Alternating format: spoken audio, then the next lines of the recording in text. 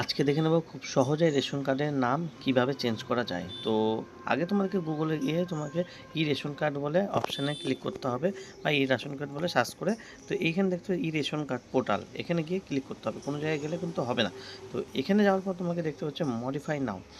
তো এই মডিফাই অপশানে কিন্তু তোমাকে ক্লিক করে নিতে হবে। এই মডিফাই অপশানে ক্লিক করবো, আর একটা পেজ ওপেন হবে।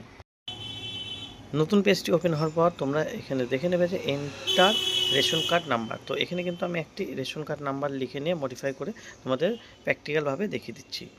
তো এখানে তোমরা দেখতে পাচ্ছ সার্চ করতে হবে। এখানে সার্চ করার পর দেখতে পাচ্ছ নাম আসবে, কি এখানে ঠিক করবে সেটা তোমাকে ক্লিক করে নিতে হবে। অনেক অপশান আছে, তো এখানে আমি নাম ঠিক করে নিচ্ছি। তো এখানে সেন্ড ওটিপিতে তোমরা ক্লিক করে নেবে।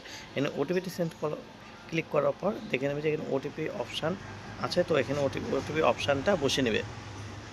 তো এখানে অপশান বসানোর পর তো এরকম একটা ইন্টারফেস আসবে। তো দেখতে পাচ্ছ এখানে পুরো ডিটেলস দিয়ে দিচ্ছে, আধার কার্ডে যে নাম আছে সেম এটাই বসবে, তার আগে বা পিছে কিছু করতে পারবে না। তো এখানে ক্লিক করবো, কনফার্ম তোমাকে ক্লিক করে দেবো। কনফার্ম করে ইয়েস করলে তোমরা কিন্তু নাম